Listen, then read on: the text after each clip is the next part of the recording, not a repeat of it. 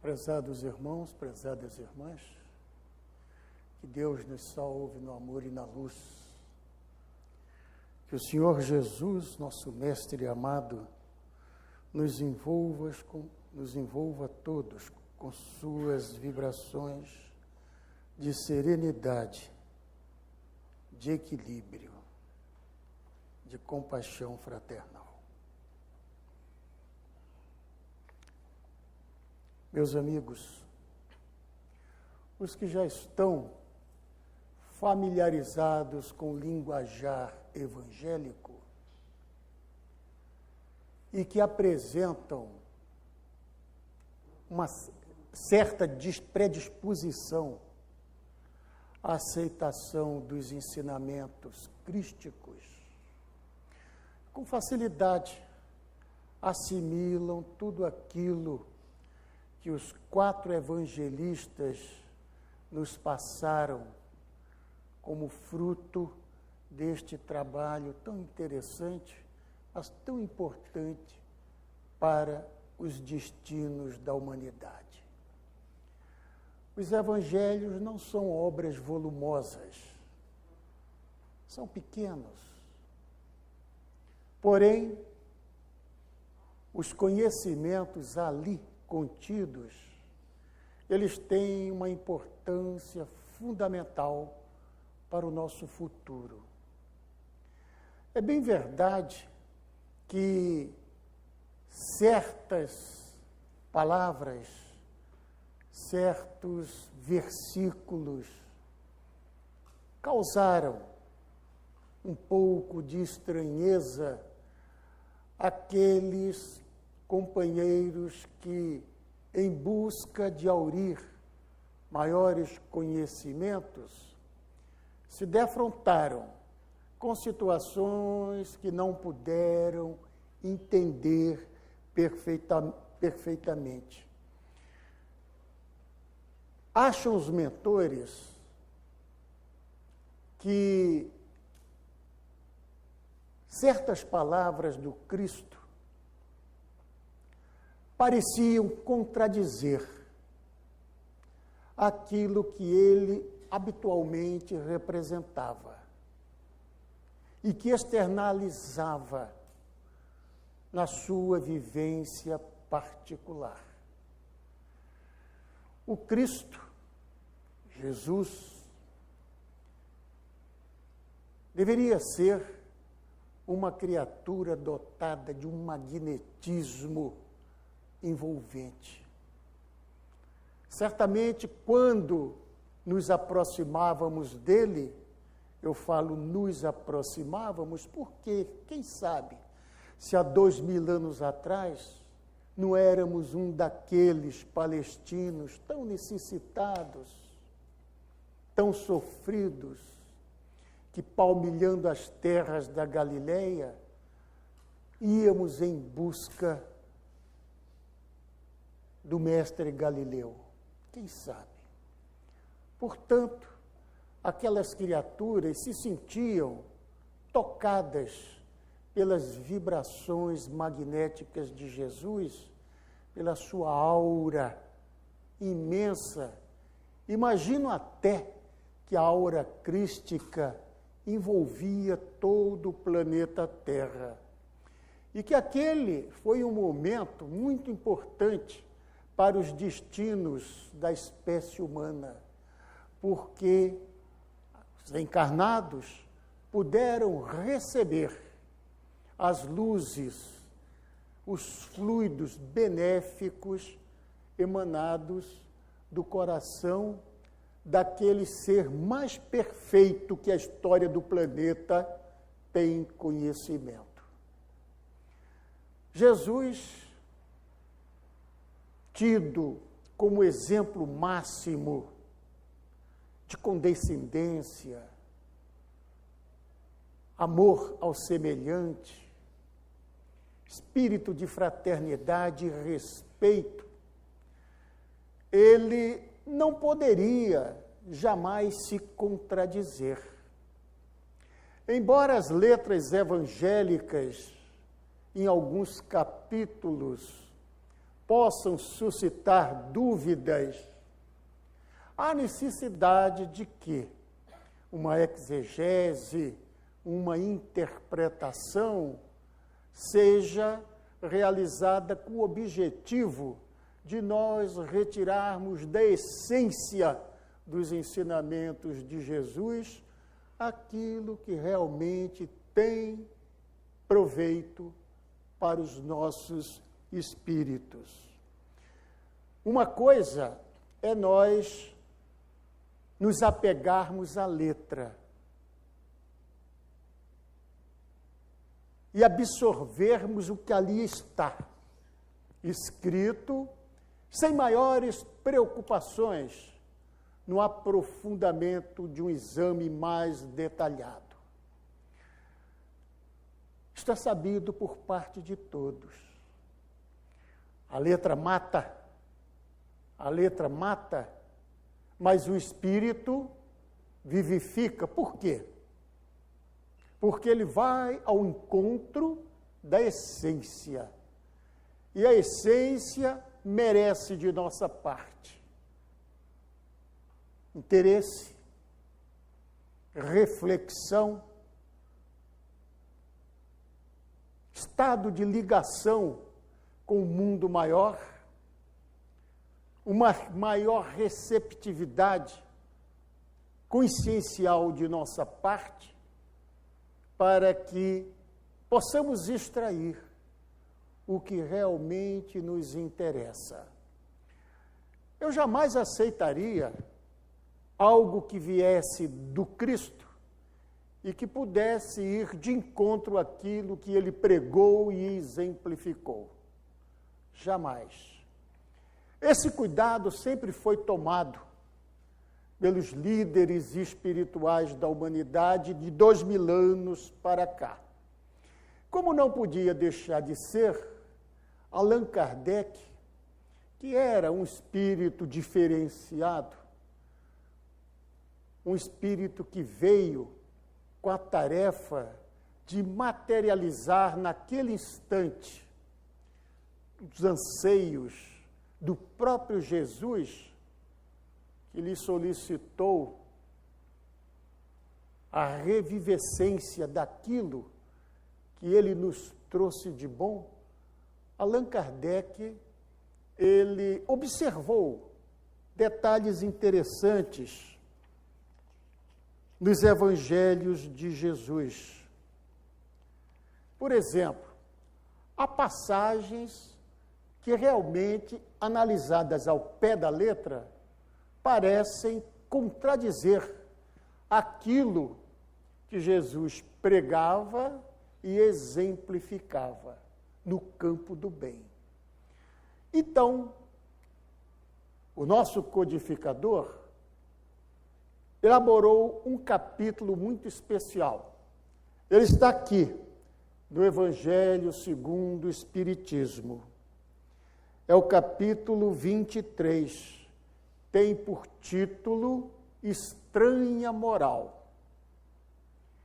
Ele coletou, pensou nas letras evangélicas certas passagens que não ficaram bem esclarecidas e que têm sido motivo até hoje de muita dissensão, de muita discussão, de muito desentendimento por parte daqueles que realmente não têm interesse em abrir os corações para sentir com o coração o que a letra está nos oferecendo.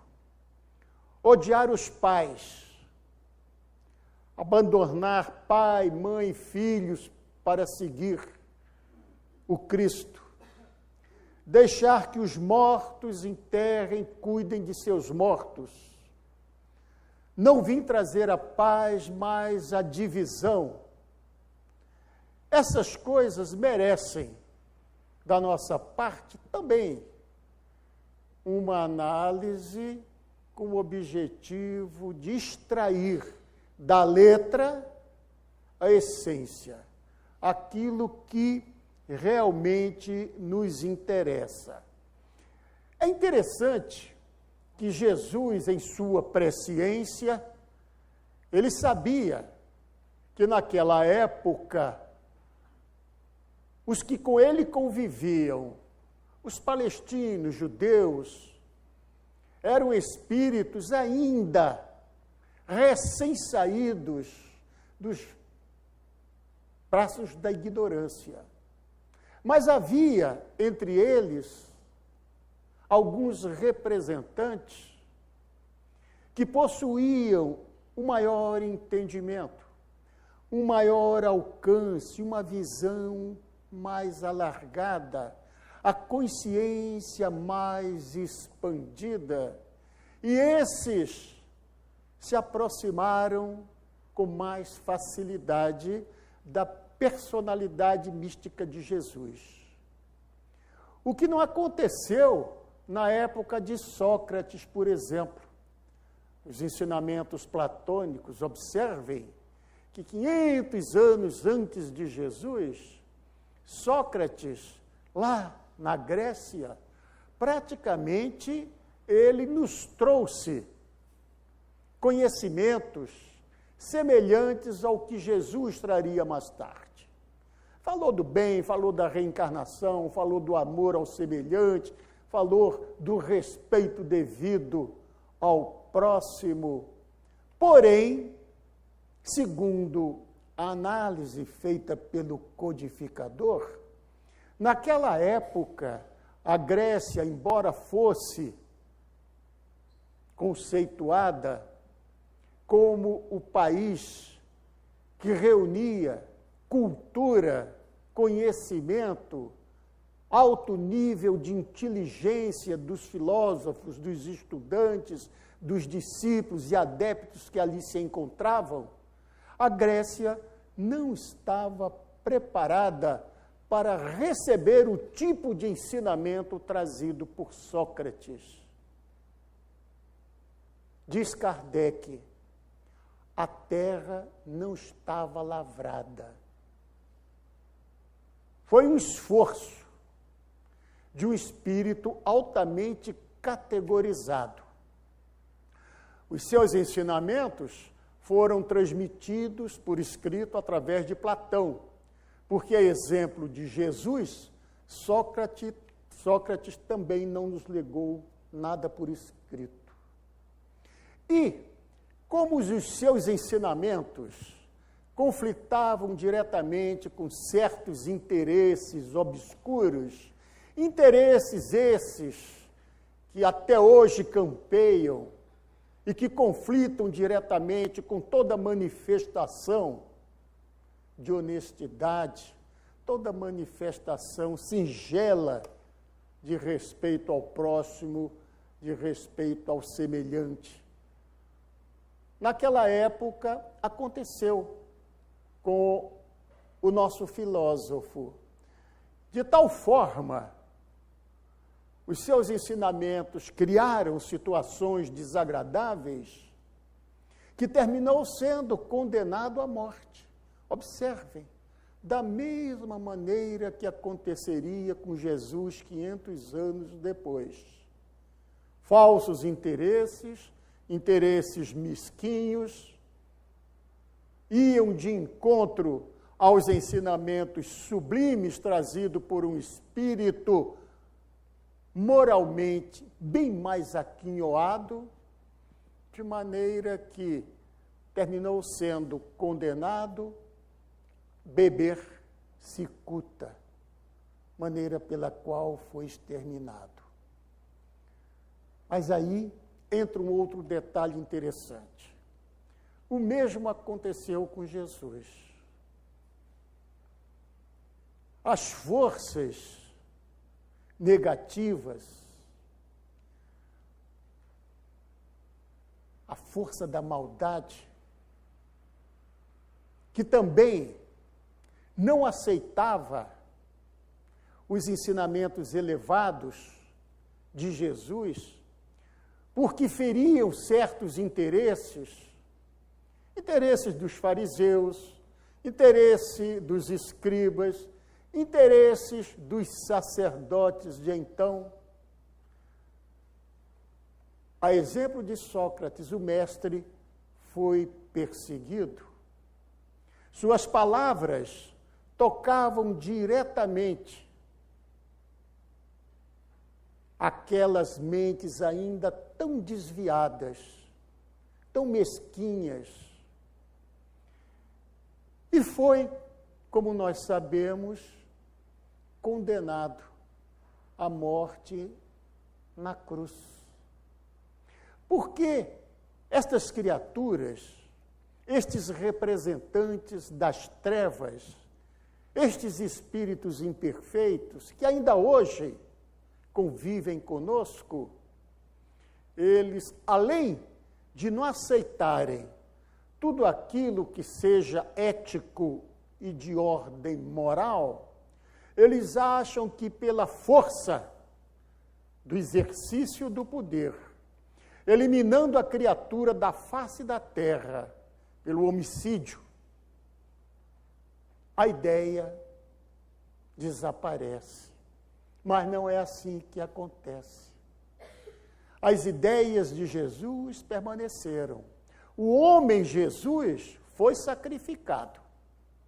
Deixou de existir naquele tempo, naquele instante. Mas suas ideias nós bem sabemos como evoluíram, como se disseminaram, como tocaram os corações de espíritos melhor preparados para o entendimento dos ensinamentos superiores. Jesus sabia que se ele falasse abertamente, a convulsão social seria maior. Talvez ele não tivesse nem tempo de cumprir metade daquilo a que ele se propunha. Ele seria fatalmente perseguido e eliminado. Então, o mestre, sabiamente, resolveu fazer uso de parábolas. E passava muitos e muitos de seus ensinamentos através dessas narrativas pequenas, alegóricas, que têm o objetivo de trazer sempre um profundo ensinamento de ordem moral. Isto é, uma tentativa de conceituar parábola. Narrativa pequena, alegórica, com o objetivo de trazer ensinamento moral. E Jesus assim falava, porque alguns tinham condições de entender o que o Cristo tentava transmitir veladamente. A maioria não. Os desviados do bom caminho se afastavam, não se incomodavam, não se esforçavam para examinar as parábolas. Os espíritos, um pouco mais evoluídos, procuravam entender o que Jesus estava tentando transmitir através daquelas narrativas tão simbólicas.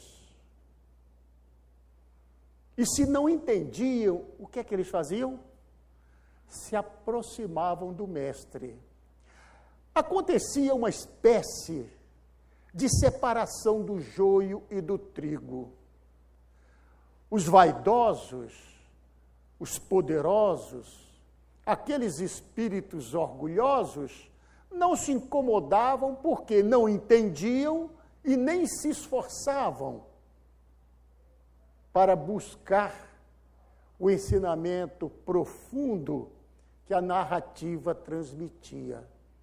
Mas aqueles qualificados se aproximavam, buscavam perguntas, buscavam respostas que aos poucos eles absorviam, assimilavam, proveniente daqueles espíritos que mais próximos de Jesus tinham condições de transmitir a boa nova. Pois bem, esta parábola que aí está, ela causou uma série de discórdias e de desentendimentos. Mateus 10, 34 a 36. Não penseis que eu tenha vindo trazer paz à terra. Isso choca ao espírito desprevenido. É uma frase que choca, porque é proveniente daquele que é considerado o príncipe da paz. Não trazeis que eu tenha vindo trazer paz à terra. Não vim trazer paz, mas a espada. Porquanto vim separar de seu pai o filho, separar de sua mãe a filha, de sua sogra a nora, e o homem terá por inimigos os de sua própria casa. Vim lançar fogo à terra, e que é o que desejo, senão que ele se acenda, esse fogo.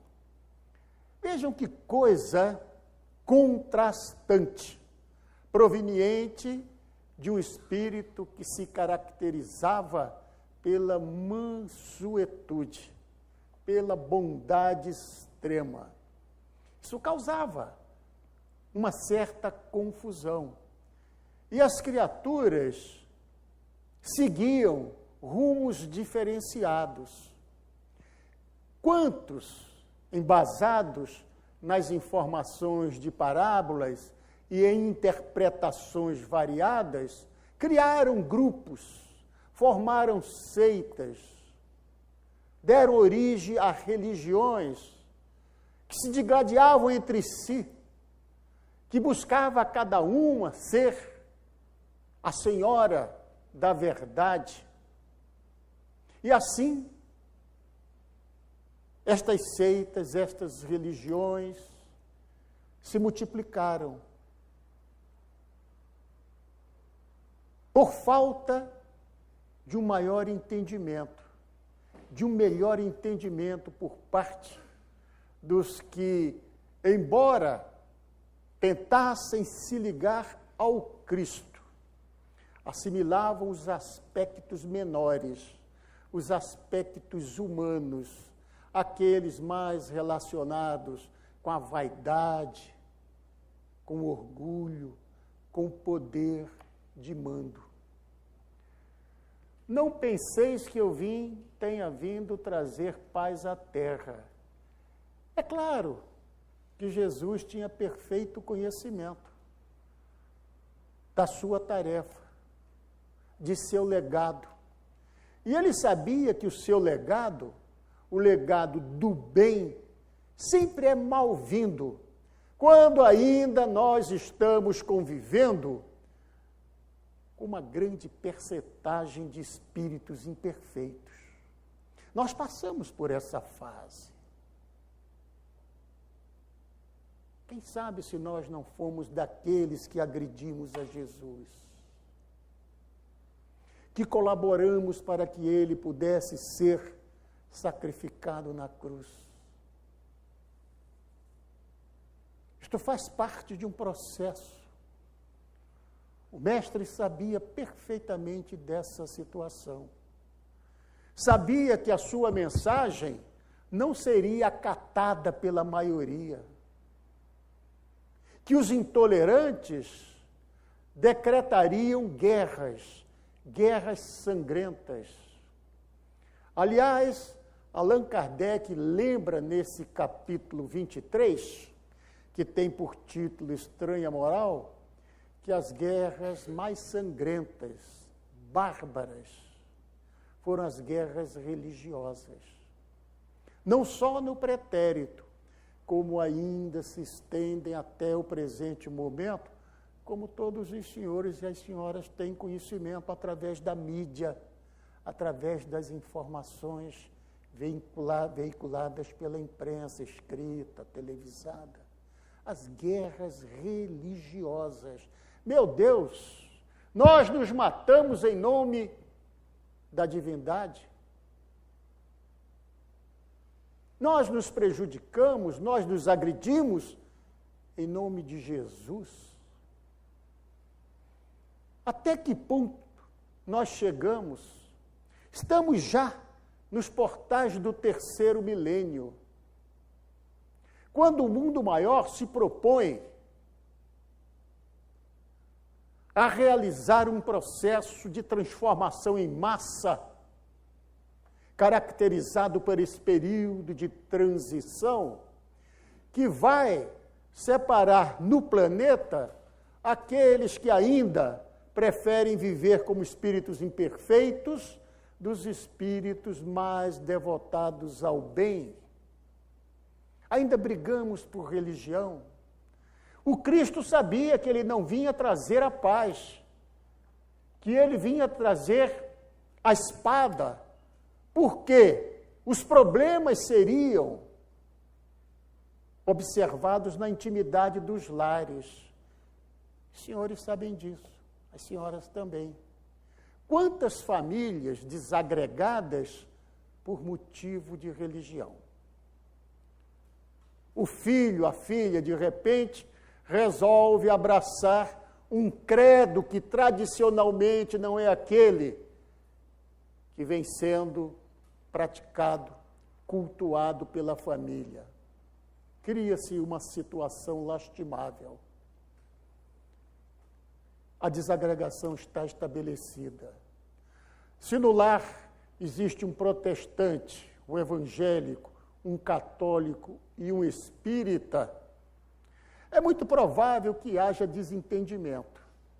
A não ser que sejam espíritos altamente qualificados e que já aprenderam a respeitar o semelhante, a respeitar a vontade do próximo e ter a humildade suficiente para aceitar tais ideias no seu âmbito familiar. Mas a coisa, ela é tão interessante, para não dizer séria e dramática, que, por vezes, nós escutamos histórias singelas, mas que mostram o quanto nós ainda nos apegamos à nossa filosofia de vida, à nossa religião. A nossa religião é a melhor, é a que oferece os caminhos certos. Ah, você não lê na minha cartilha? Ah, eu entendo, você tem livre-arbítrio, mas por dentro você está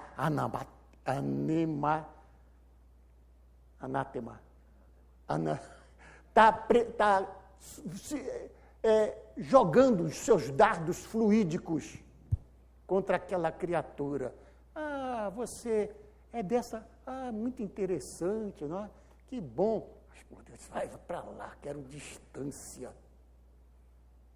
Muitos ainda se comportam dessa maneira, para que vocês vejam como é difícil o processo evolutivo. A gente fala, a gente bate tanto nessa tecla, a gente bate por causa dos evangelhos de Jesus, que serve de roteiro para as nossas vidas. Certa feita, uma senhora no consultório conversava conosco, determinado problema de saúde, e lá para as tantas, ela interrompeu a consulta e disse assim: o senhor é espírita, não é? Eu digo, sim. Ela disse, pois é, doutor. Eu também sou espírita, mas sou uma criatura infeliz. O senhor não queira saber como eu me sinto amargurada de ter dentro de casa aquele indivíduo que eu amo, que é o meu esposo, e que não comunga da minha maneira de pensar em relação ao Consolador prometido. Eu digo, a situação é tão grave assim? Ela diz, pois é. Eu digo, o que é que acontece entre vocês dois? Qual é a religião dele? Ele não tem religião. Não tem. Eu o convido para vir ao centro, ele se recusa. Eu convido para assistir uma palestra, ele não vai. Para tomar um passe, ele não se incomoda. Isso me faz muito infeliz. Eu digo, mas ele não tem religião. Não, tudo bem. Como é que ele é? É uma criatura agressiva, intolerante, mau esposo, mau pai. Não, tudo ao contrário. Ele é um esposo excelente, atencioso comigo. Ele cuida dos filhos com tanto carinho. É honesto, é trabalhador. Você tem certeza que ele é honesto? Tenho certeza. E o que está faltando para a senhora ser feliz? Que ele seja espírita. Não é um pouco, filho, de egoísmo de sua parte? Ele tem tudo de bom. Pelo que eu estou vendo, ele é mais evoluído do que nós dois juntos, hein? Se ele tem todas estas características que a senhora está afirmando, ele nem precisa de espiritismo, porque espiritismo é uma escola. O espiritismo é um estímulo à renovação moral.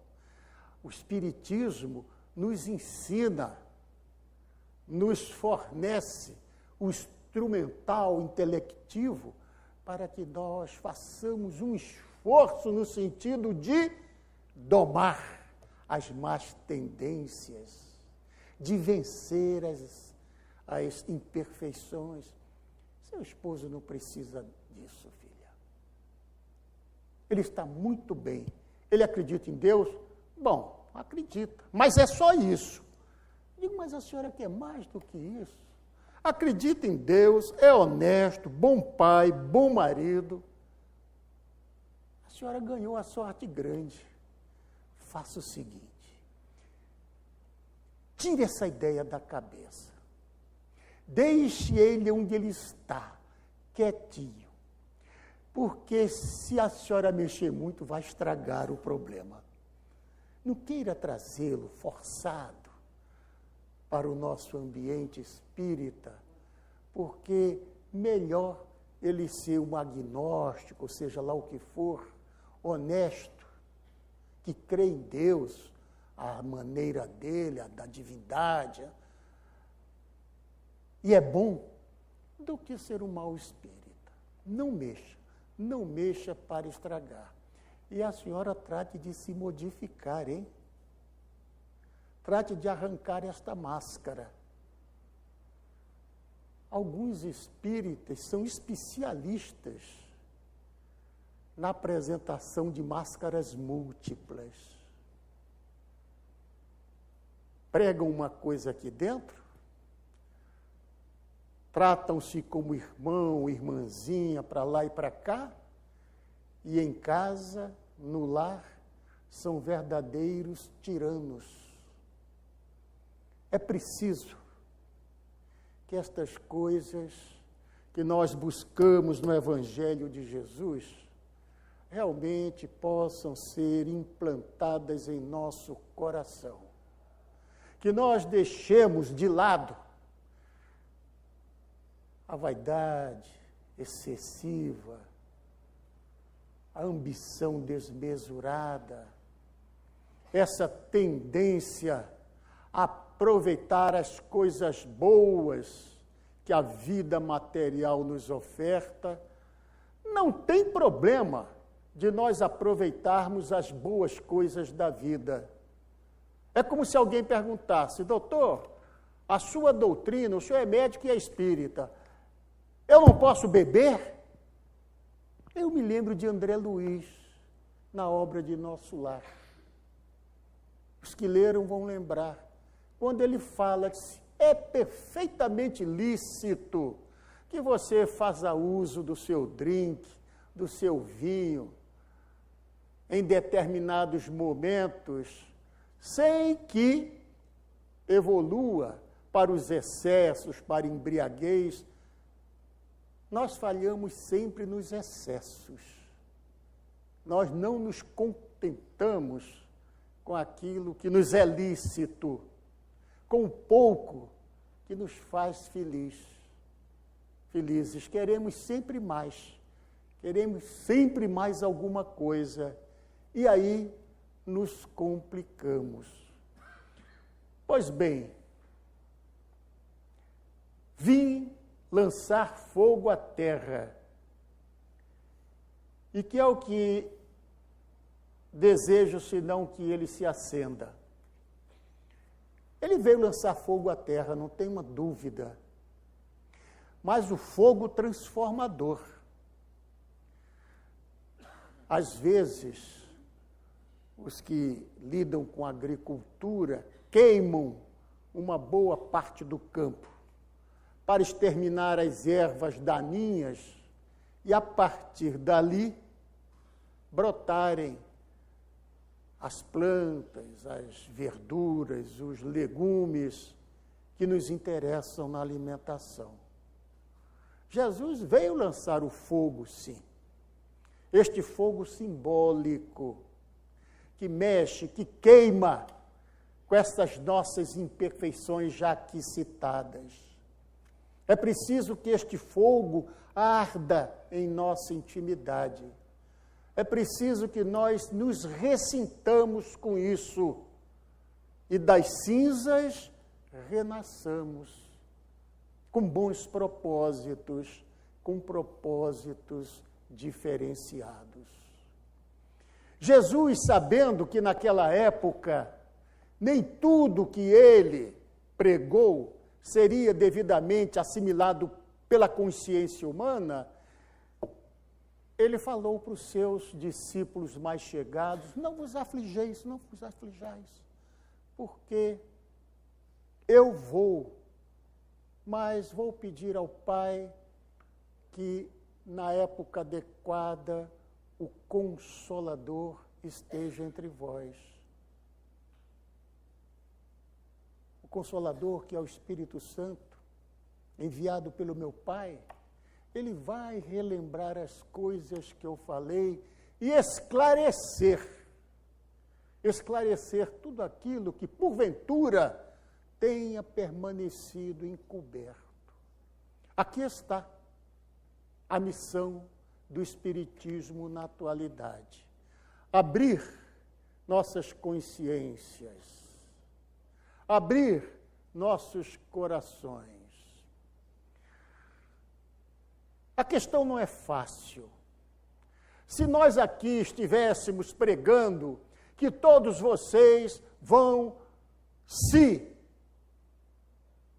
acreditar em Deus e se converterem ao Cristo, vão tirar na loteria amanhã, na Mega Sena, e vão enriquecer, talvez o salão estivesse repleto.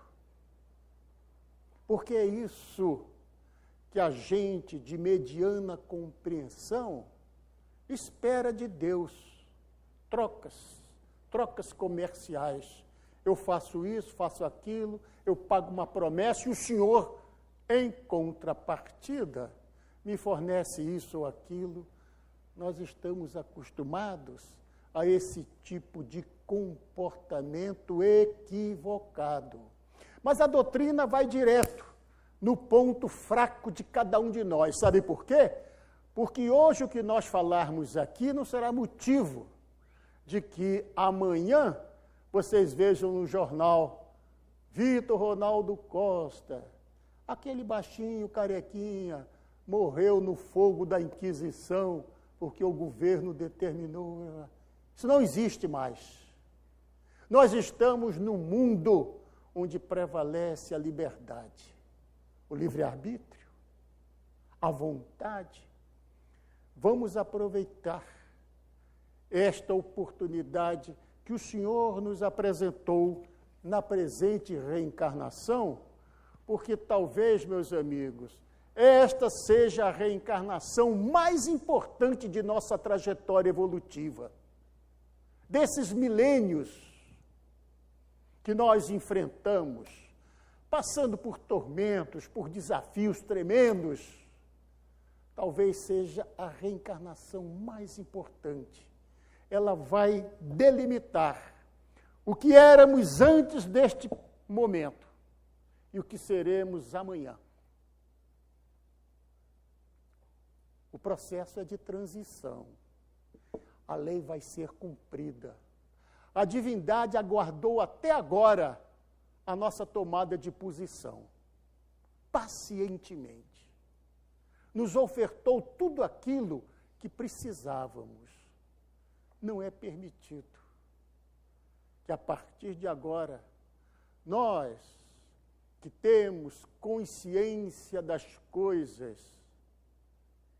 que sabemos o que é certo, o que é errado, que trazemos aqui, vibrando na nossa consciência a lei divina, inscrita por Deus, não é possível que incidamos nos mesmos erros de tantas reencarnações. Um pouco de boa vontade, de nossa parte, um pouco de boa vontade, será o suficiente para que nos qualifiquemos como os bons discípulos de Jesus. Porque o Espiritismo, como doutrina esclarecedora, libertadora,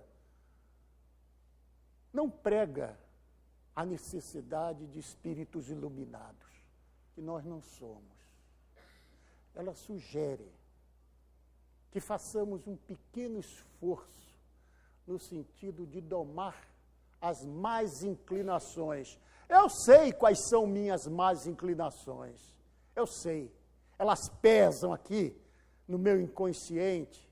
Elas afloram de vez em quando, me impelindo ao cometimento de atitudes arbitrárias, de viciações. Eu sei. Portanto, compete a mim, neste momento tão feliz, que eu tenha condições de aceitar-me como eu sou, de agradecer o auxílio dos bons espíritos, de agradecer a misericórdia do Pai e de procurar maior intimidade com o coração amorável do Mestre amado. É a nossa reencarnação mais importante de toda a nossa trajetória. Pai, nos abençoe. Que Jesus, o Mestre querido, nos envolva todos com seu manto sagrado, para que nos sintamos cada vez mais aquecidos na chama viva do seu imenso amor. Muita paz para todos.